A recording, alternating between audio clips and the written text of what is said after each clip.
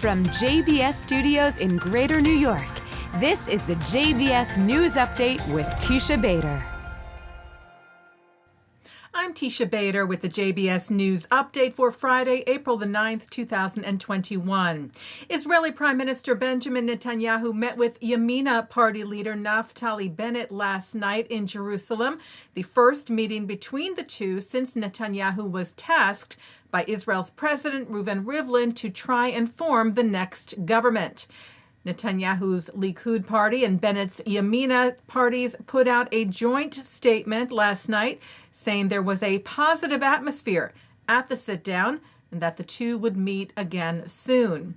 Going into the meeting last night, Bennett told reporters, "I come here with a lot of goodwill, and I pledge to do everything I can to rescue Israel from the chaos and establish a good government for the state of Israel. It is time," he said, "for national responsibility." Now, if Bennett were to give Netanyahu his backing with Yamina's 7 seats, the prime minister would still need to find 2 more seats in order to reach the 61 majority needed to form a coalition. A bipartisan resolution to improve how hate crimes are reported in the United States was introduced to the U.S. House of Representatives. The Jabara Hire No Hate Act is named for Khalid Jabara, an Oklahoma man of Lebanese descent murdered in 2016, and for Heather Heyer, killed while protesting a white supremacist rally in Charlottesville, Virginia in 2017. The act would train law enforcement in every state on how to report hate crimes according to one singular standard. It will be introduced Monday to the Senate.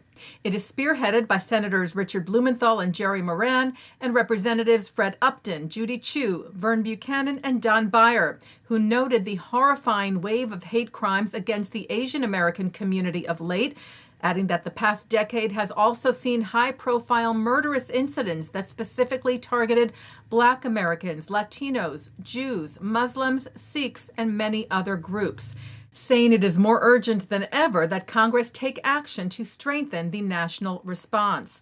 The No Hate Act has wide support from Jewish organizations, including the Anti-Defamation League, B'nai B'rith International, the American Jewish Committee, and the Jewish Federations of North America, who 2 weeks ago sent a letter to congressional leadership urging support for the No Hate Act, signed by dozens of Jewish groups across a vast spectrum.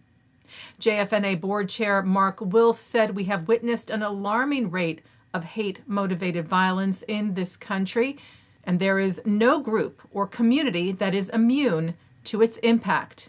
We all must work together in partnership with our elected officials to address this scourge." The Babin Yar Holocaust Memorial Center now has a synagogue structure for the first time. Unveiled on Yom HaShoah, Holocaust Remembrance Day, the first Jewish prayer space at Babin Yar, the park in Kiev, which commemorates the ravine where the Nazis and their collaborators murdered more than 30,000 Jews in the span of 2 days, the 29th and 30th of September of 1941. The 300-square-foot structure has a unique collapsible design, which can be set up in just a few minutes. With a hinged ceiling, it hangs over the ravine with a wooden platform at its base. Designer Manuel Hertz explained not wanting to disturb the sacred ground below. Ukrainian Chief Rabbi Yaakov Dov Bleich was among the dignitaries at the unveiling on Wednesday. He said this spot was the place that the Germans thought would create a city that would be cleansed of its Jews. The fact that we're able to create a memorial here that symbolizes a synagogue shows the victory of the Jewish people over their oppressors. Taking a look now at our programming for tonight on JBS for Friday, April the 9th. Live Shabbat services are coming up from New York City's Central Synagogue, followed by Shabbat services from the Hampton Synagogue. At 8:30, remarks from Rabbi Meir Lau at the 92nd Street Y. At 9:30, it's the film The Starfish, the true story of a German Jew who at the age of 10 was taken in by a non-Jewish family in Sweden to escape Nazi persecution, and his reuniting with that family decades later.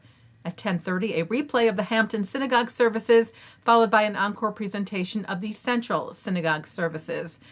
And coming up next, it's a look at this week's Torah portion. And that's the JBS News Update for Friday, April the 9th, 2021. I'm Teisha Bader. Stay healthy, stay well, and Shabbat Shalom.